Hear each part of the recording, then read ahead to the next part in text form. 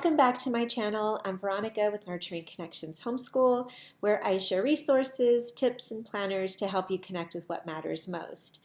Now today we are talking about preschool and kindergarten. Now for me this is so bittersweet because my youngest now is in second grade. And so as I'm planning for next year, which she'll be in third, I'll have my fifth grader going into sixth grade and then my eighth grader going into high school. It's just such a time of transition for me. It's been such a time of reflection as I'm pulling off things off our shelves to make room for new things, new curriculum, new books. I've just been reminded how quickly those little years go and how sweet they were and how grateful I am that I was able to be there for every part of that journey. We have been homeschooling for over 10 years now, and the memories that we've shared and created together are just so near and dear to my heart. The preschool years go by quickly. They are often filled with just natural learning opportunities. I know there's a huge question out there as far as, does your child need preschool? And so I want to share a little bit about that and where I stand and just kind of what's worked for my family, and of course do what's best for you and yours. But I also wanted to take the time to share some resources that we loved along the way, some things that really blessed our family, and hope that it can inspire you as you start creating some plans for your own preschool or kindergarten. So first things first, does your child need preschool? I have an entire video on that I'll link below. But there is a range of thought in this area. When you look at Charlotte Mason's work, she will say no formal lessons until the age of 6. I know the Mennonite community, we use some of their resources from Rod and Staff and so forth. They do not have kindergarten. They actually start in first grade. When you look at the research in early childhood development, they have found that the earlier that formal lessons start, the more struggles the children have in the later years as they go through. In countries where they start later, like at the age of 7 even, they find that they do better overall. So what is the big area there? Why would some children struggle if they started earlier? A lot of what the research pointed to is that they didn't have the opportunities for creative play.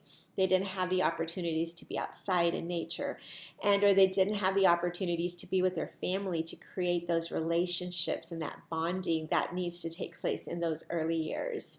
A lot of kids were also focused so much on academics and sitting still and classroom policies and those types of things that they didn't have the opportunities for that social development to take place, the emotional development, the problem-solving skills, the creativity, all of those things that can't be structured, standardized, or taught in that sense, but need to be experienced and explored in those early years. So that's a lot of research that's out there, but having said that, in the places where they had more of a play-based approach, they found that those children did do better and did thrive in those environments. And so just some food for thought, some things to consider as you're planning it. Number one, don't stress about it. Do not stress about preschool or kindergarten. There is so much pressure from the public school system for children to start earlier and earlier and earlier. You don't need to buy into that pressure as a homeschool mom. You can rest, you can enjoy your children, you can enjoy those little years, you can play, create opportunities for time outside, and just read a ton of books and share life together, and they will learn a ton more during that time than if they had to sit in a classroom working on specific academic skills. What happens in a child's development is that they have these windows of opportunity for learning. And so if that window is shut because the child is still too young to learn those concepts, it's going to be frustrating. It's going to be like hitting a wall over and over again. And if you just enjoyed that time of development and followed the child and waited for that window to naturally open, then they could pick up those skills much more quickly. And what you can do in 5 weeks' time may have taken you 2 or 3 years as you were trying to beat down that window. So things to think about. So no pressure. enjoy your child, enjoy that time with them, sharing life together, taking them places, having conversations with your child. I think in the little years we tend to talk at our children a lot, and so really creating those opportunities for natural conversation to take place, for them to share their thoughts and their ideas. This is a good time to read them a lot of books, read poetry, do finger plays together, go to the library story time, if you will. Do arts and crafts together, teach them Bible stories, pray with them, go for walks together. The goal at this level is to teach them to notice, to pay attention, to expand their world. Their worlds are so small when they're young. And so it's opening their eyes to the bugs and the clouds and the rainbows and the sunshine and the rain, all of that, just all those little things, teaching them to pay attention through books and conversations and so forth. Now, a big or popular methodology that's out there right now also is the Montessori Method. And early on, I purchased these books on the Montessori Method, and I was trying to create activities for the kids that were centered on that methodology. And what I found a lot of the times was that the Montessori Method was simply taking home and structuring it in a school environment. So they were recreating home in these preschools, and I realized I have the home piece already. I don't have to recreate it in any other way other than to just live it alongside my child. And so having my child bake with me, cook with me, sweep with me, clean with me, organize with me, all of those things in a natural environment will teach them skills and create learning opportunities for them to grow and thrive in the home setting. So those are some things to think about. Now, for me personally, I did all of those things. And as I was learning and growing through the process of homeschooling, I was able to loosen up more and more. I was able to see that just creating opportunities for imaginative play was just as important as something more academically based. But I personally like the structure of having a curriculum or having resources at my fingertips in order to be more intentional with that time I had with the child. Now, in my own journey with my first one, I wanted to do preschool so badly. I had a curriculum and I put so much pressure on myself, but this curriculum was already introducing him to letters and sounds and things that he was not ready for. And so it became more of a stressor for the two of us that I carried so much guilt with it. I was only able to do about 2 or 3 times a week because I was still working part-time. And when I looked at this curriculum, for example, I had lessons for 5 days a week. So then I'd feel that guilt because I missed these 2, and I try to scrunch and I try to do all of the stuff I was missing on the days that we were together. And it was just not enjoyable. It was stressful for me. It was stressful for my child who wanted to go play in the dirt. And an eye-opener for me when I had my second child come through. And then I realized, we don't have to do all that. We can just play sometimes. Now, this particular child wanted to do school. She wanted workbooks. She wanted activities to do while she saw Big Brother doing his school. And she was a child that would literally get her little workbooks on a Saturday and pull them all out and say, I do school. And she was 2 at the time. And so I did want to challenge her and encourage her and her growth. So I did find that using certain curriculum activities was helpful for her, but it was never something that I stressed out about. It was something that I scheduled about 3 days a week for her. And then she just kind of repeated some of those activities on those off days. By the next child, I had done more research and was even more relaxed with her. I did create learning opportunities. She loves sensory bins, so sensory bins was a big one for her. I'd always set up her little bin or her little activity, and she got to do that as I was working with the other kids. One thing about my littles is that they were always there for the read-alouds. They were always there for our group studies or our morning basket times. I would keep their hands busy in order to help them focus a little bit better, whether it was having Mad Matter there or some sort of putty, but they always had something to do with their hands. but they were, again, part of that learning process and enjoying that time. And then right after our morning basket, they'd be ready to play, and off they go to do their imaginative play and everything else. So things shifted along the way. By the third, I did use a formal curriculum. We only did it about 3 to 4 days a week. Again, it wasn't stressful, but I found that I needed it to stay on task. And what I mean by that is, it was easy for her to play all day or just do these little activities, and I wanted to have that connection with her like I had with my other 2 children that I homeschooled. So I wanted to have those opportunities where I was sitting beside her and just seeing that little sparkle in her eye when she was learning something new.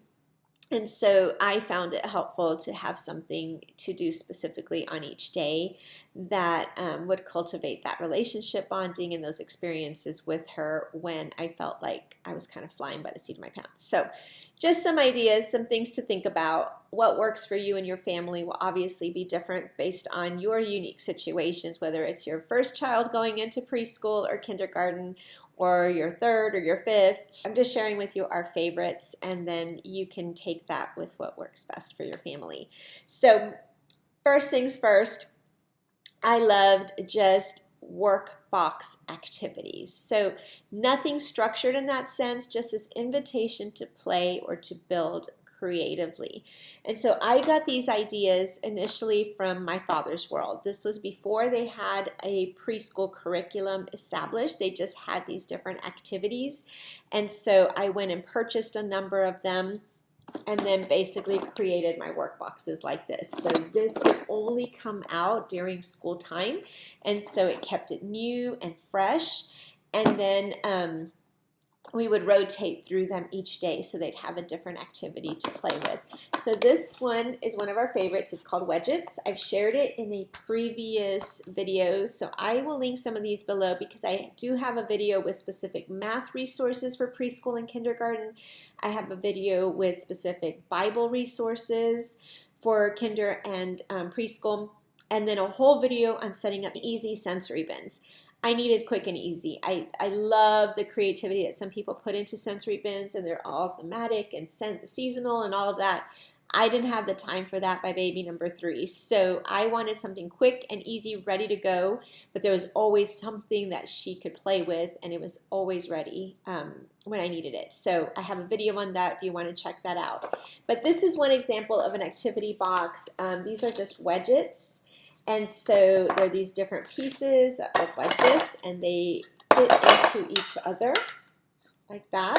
And so these cards would allow them the opportunity to develop visual discrimination, problem-solving skills, and so forth. So they'd start really, really simple and then get more complex throughout the cards.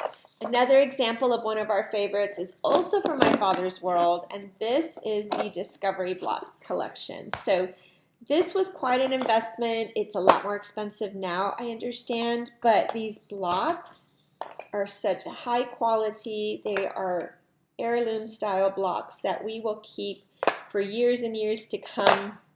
The kids still play with these blocks. So I have older children now, at least my middle one and the younger one. They are still building with these, creating with these, and so forth.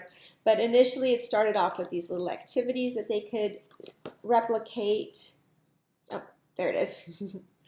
And they started off with having to do these, and then from there, of course, allowing their imaginations to take over. So those are some of our favorites. We had a number of these from my father's world that we collected. I found some things at used book sales that I'd find, and I'd put them in a Ziploc bag or in a box like this and just had those ready to go for school time. Other things for math examples, we had the tangrams. So the little blocks, I have them all in there, and they would just recreate these shapes, recreate these animals with those different shapes. We had games like the tiny polka dot game that we would play, and so forth. So preschool can be as simple as just creating these invitations to play for the child and setting it out and letting them have that learning time independently. Puzzles work well for that as well, the sensory bins like I mentioned, and then putting them in boxes, and that gives them the time to do that and explore while you're working with older children while you're cooking, and so forth. So balancing out that learning with home life and school as well. Another thing that I did was the big box curricula. So some examples of that is My Father's World, as I mentioned. So we used All Aboard the Animal Train for my now second grader. And so she went through this. It was such a sweet curriculum. It took us over a year and a half, I think, to get through it all, again, because I was no stress with her. This was just something we did to connect. We had our little personal story time together. We had our little activities together, and she just really wanted to feel like she had that one-on-one time like the older kids had for school. We went through this spine, which is First Virtues, and then the Preschooler's Bible, which she absolutely adored and loved this Bible so much. Saw her heart there. It's already tearing here. But this was such a sweet curriculum. I do have an entire review on it if you want to see all the pieces. It came with a number of storybooks and activities, and we created a binder together with our colors and shapes and numbers and things like that. So very basic. It is for 2- and 3-year-olds. So that's about when we used it for those couple of years. And it was just a sweet thing. We did songs and all of that. Another example of a curriculum I used that was our favorite was A Year of Playing Skillfully. This is from the Homegrown Preschooler. What I loved about this. Okay, so first of all, it's beautiful. I mean, look at that photography. Look at all that inspiration. Oh my goodness. I fell in love with this. I saw it at a convention and just felt like I needed to have this for my daughter. What it is and how it's organized is it is organized by month from September through May. So it begins, my stickies here, with a theme. So for example, in the month of September, the world I live in, and then a character trait that you're targeting, which in this case was wonder. And then it had a checklist like this. So I have the laminated one that I could use and post on my wall. But this particular checklist had all the activities for the month of September on one page like this. So this went on the wall with the check boxes and everything else. And you can see it's broken down into these different areas of development. So we had the theme up here, the character trait, and then home life, social and emotional, art and music, language and literacy, outdoor, gross motor skills, science and sensory, field trip ideas, and math and manipulatives. And then it had a scripture there. And so everything is on this one page to allow the flexibility to do it as you see fit. So on one day, oh, we can take that field trip, we'll work that on that. The next day, we'll do the hot air balloon, for example, and we'll just work our way through this through the course of the month. Now, it usually is seasonal as well, so you have these seasonal activities for the holidays that worked out really well for us. They also have just some inspiration for mom at the beginning, and then just a breakdown of all of the activities. So we started off that year, we did this twice. So we started off those years with a hot air balloon ride, and I got the balloons filled up in a basket in the backyard, and they pretended that they were going on a hot air balloon ride, and we kicked off the year with that. And then you'll just see here all the ideas and activities. So for home life and social and emotional, you have that. You have the please and thank you manners. Then you have a manners book and cleaning dishes. And so again, it's bringing in a lot of those Montessori type activities into the curriculum itself of things that you're doing around the house. There's always a book list for each month for books that are connected to what you're learning. Then the next topic, of course, language and literacy and some ideas. We did this here where you put the finger paint in a Ziploc bag and we taped it to the window and practiced drawing shapes and letters and things like that. And on it goes. So math and manipulatives. So just a great, great resource. I loved it. However, it can get really expensive. So here's another example. We love this one. This was so much fun. There's a lot to it. Now, it is organized where you have an entire list of all your supplies that you'll need to get. So there's a supply list. There's a place to track memories and kind of reflect. Oh, that wasn't all the supply list. There's the other side of the page. So getting the supplies together, if you're a hands-on mom, you like that creativity, you have a budget for all these extras, it's amazing. Now, of course, you can pick and choose. You don't have to do everything in here, but you also have to be okay with not doing everything in here if that's how you are. You want to cover everything. So those are some things to consider. If you need something quick and easy, this may not be the best fit, but it is a really neat curriculum that you can use time and time again. It's recommended for ages 3 through 7. So for us personally, we just dipped into it every year. After we did it one whole year through, we would just dip in. So like in October, we knew that they'd have ideas for fall that we could do. And so we just come over here and brainstorm together. I'd let the kids start picking out the activities as they were older and say, okay, what do you want to do this year? And so we didn't do it all in one year. We did bits and pieces over time, and have just enjoyed it. It's just been a solid, resource for us to turn to time and time again. So that is a year of playing skillfully. I know that they now have a summer one also, so that if you wanted some inspiration for the summers, or if you are a teacher, for example, and just have your children home during the summer, then this could be something you pick up for some extra inspiration. 5 in a row. So I've shared a whole video on 5 in a row, but what I wanted to share was there's one before this called Before 5 in a row. So I used to have it. I ended up giving that one away or lending it to someone and never got it back. I don't remember exactly. But Before 5 in a row has a lot easier text for the child to read. You'll read the same story 5 times in a row, and just do a number of activities with that particular story. So it's really sweet. At the back of the book, there are a number of activities to do with your 2-year-old and 3-year-old, things like blowing bubbles and playing in the tub, and just those ideas that sometimes can be so helpful when you're just stuck in a rut. Sometimes with little ones, I know for me personally, when I went into motherhood and having a child at home, and I was so used to working and having my mind on those things and being out there, that when I came home, I'd often feel bored, or I'd feel like, what do I do with my child? I wish I knew then what I know now. I wish I had known about these types of resources to inspire that learning and creativity. I wish I'd had that creativity on my own, but I didn't. And this is a big part of why I share here. This is more like me just wanting to share the things that I wish I had known, so that I could have made different choices with my children as well as I went through. I share the lessons I've learned here. I share some of the difficult bumps and obstacles we've had to overcome and what helped us.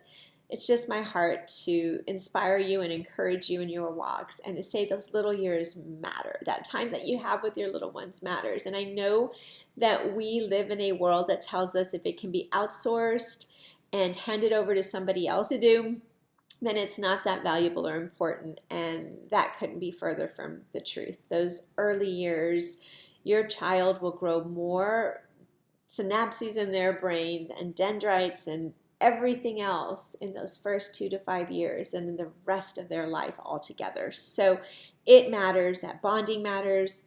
How you approach that time matters. What you introduce your children to matters. And so I hope that these resources will help inspire some of that creativity on your behalf, so that you can take full advantage of that time of bonding and learning alongside your child. One more kind of all-box curriculum is My Father's World. Again, God's creation from A to Z. Now, this is for kindergarten, but it is so gentle.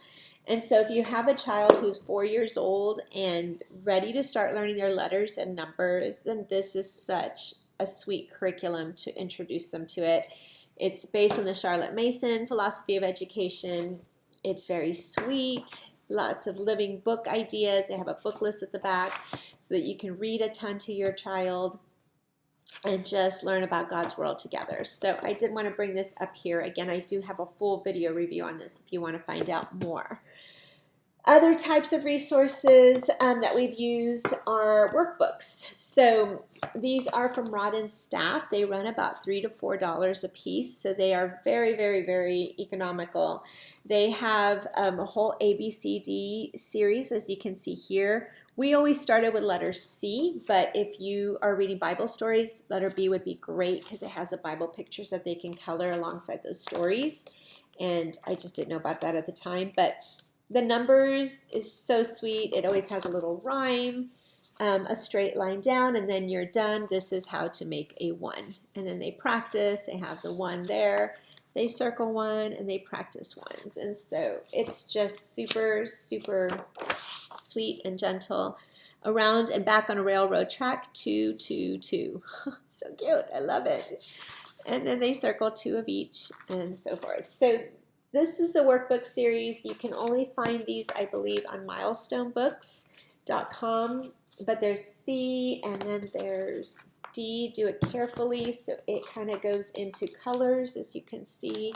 Continues with numbers. There's visual discrimination. So it's not teaching them the letters yet, but to start recognizing them, they can practice writing them. So that's D. In letter E, everywhere we go, it has more colors and shapes and little stories there. That's happy helpers. Counting. So we just did 1 to 2 pages a day of these and worked through them all. We actually got the next series, which is GHIJKL or something like that. We went all the way through. So we did these in kinder and in first grade just because it was focusing on a number of different developmental skills. So these are great. Other workbook type activities that I have here is for reading. So if your child is starting to show an interest in learning their letters, wanting to learn how to read, then I created Nurturing Connections and Reading with that child in mind. So this is for ages 3 through about 7 years old, depending on your child. I also made it very, very specific for the struggling reader, the child that struggles with identifying their letters and identifying the sounds associated with those letters. I wanted it to be something that could really encourage them and teach them in a way that they could remember best. So it uses a number of different learning modalities, all integrated, connected. Again, that nurturing connections piece is in there. And it is just 1 page a day along with reading out loud to your child. And through it all, they learn their letters. There are little assessments built in there so you can check their progress. It is very hands-on. I had very kinesthetic learners, and so I created this with that in mind. My child is jumping or she's hopping or she's spinning in order to learn her letters. So it really helps solidify that learning, and I did want to share it with you. This is available on my website as a PDF download if you're interested in checking it out. I also have the first 20 lessons available for free in my member freebies section. So you can go test it out, print it out. It does include flashcards that I used with visual learning cues such as bat, ball, bat, ball, and then they practice there and here.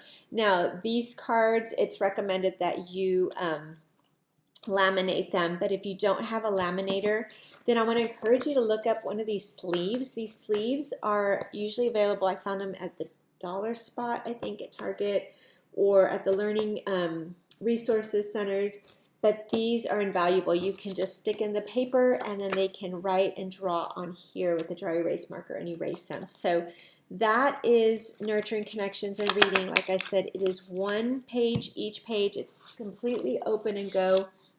You just read the directions here. They practice tracing, and here they use like a do-a-dot marker, and sometimes they're cut and paste activities.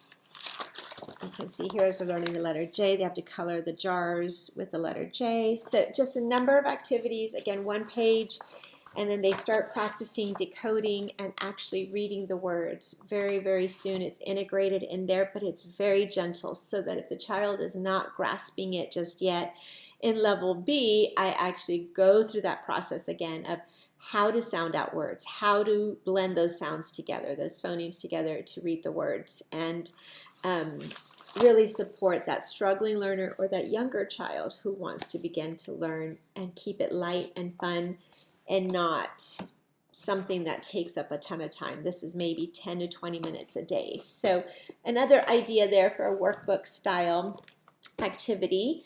I want to share these resources here if you're looking for books to read out loud. So like I said, My Father's World is huge on book lists. At the end of every single manual in those early years, they have a book list and a number of ideas for books that you can find centered on the topics that they're covering. But if you do not want to use that and just want some really good book lists, one of my favorites is Honey for a Child's Heart.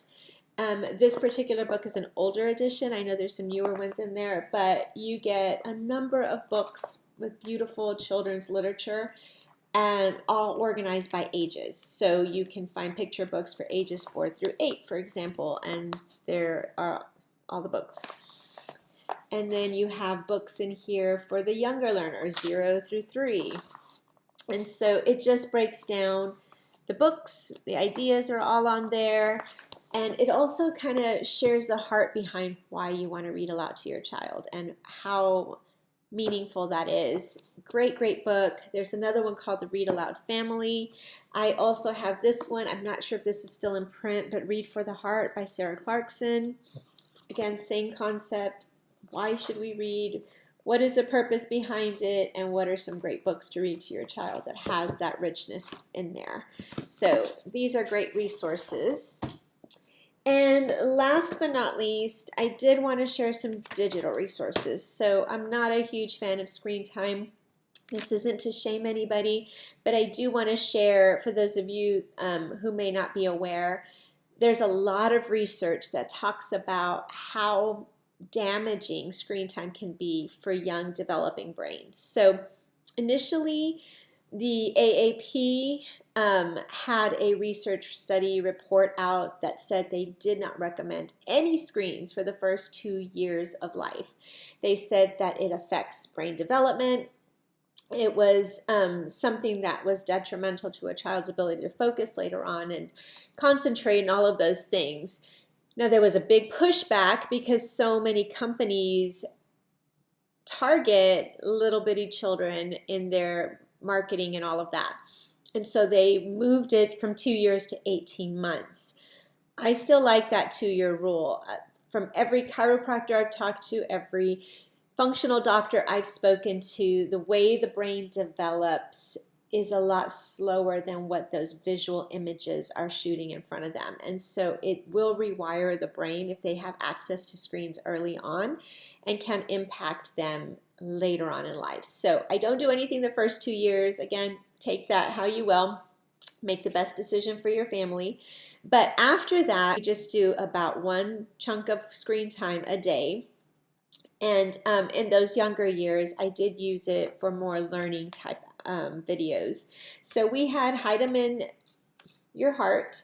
This one is dated. I'm not going to lie. It's set in the 80s and it's a different time period, but the songs are really sweet.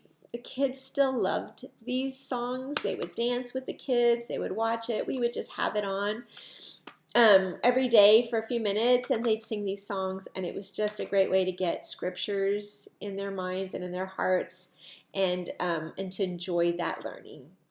So we had this one. ABC Say It With Me was also another great one for Bible memory verses. Super duper sweet. They had a Bible verse for every letter. And as they introduced those letters and Bible verses, they had a little reenactment. So these little children are acting out what that Bible verse means, and it just really helps bring those home for the children. We also did things like Leapfrog, Letter Factory, Numbers Ahoy. We had a number of these, and so that was just to help, again, introduce those letters and build that understanding as they were watching something on the screen. We also used Charlie Church Mouse. So that software is only available on a CD-ROM, and I know a lot of computers no longer have availability for that, but it was so good. We loved it. They learned little Bible stories as they were practicing their shapes or later on their letters. And so they have like a preschool pack, a kindergarten pack, and an early elementary pack. So definitely something to check out. Now the last thing I want to share with you is my Homeschool bucket planner for preschool and kinder. This was a tool that I used with my children. I created for my children. And it was a means to have all that inspiration in one place, but also to check their progress and things that I wanted to make sure to do with them in those little years. Now, I have since put this in a binder, so I no longer have it bound the way I used to have it, but this was for my youngest. And basically it was organized by topic, or by bucket, if you will. So the reason I use the word bucket is because it was like a bucket list. These are the things I wanted to make sure to check off that bucket list before they went into the early elementary grades. So it started off with discipleship, for example, and my goal was I love God and others, and so I had a number of little ideas here. And then here I would just plug in resources. So when I'd watch videos like this that share different curriculum and resources, I'd always have my planner out and I would jot them down if it was something that I felt like I could use. So that at the beginning of every year I'd come back and say, oh yeah, I wanted to target that, or no, that's probably not a good fit for us this year, but I really like this other one I had on here too. So I jot them down, and then you can see we were able to do almost all of these, and then also I could track her progress in those years to make sure we were hitting each of those areas that I found were most important.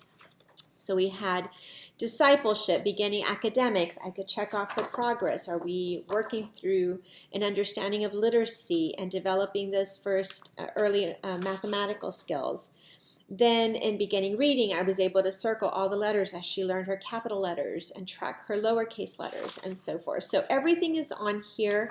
I also had some book lists like this, and as we read them, I would check them off. So now I have this record of our books that we read together and so forth. So this particular planner, I think is like $8 on my website, but it's a planning tool. It's a record keeping tool. It has memory reflection pages as well, and along with an agenda form and things like that to make it all happen. So I use this personally if you're just looking for ideas and inspiration, like what are some things you can do for science, or what are some things your child should know for science.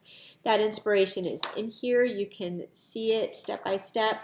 I have a video series. It is a 3-part video series where I take you page by page by page and share a number of ideas with you as well. So things to think about.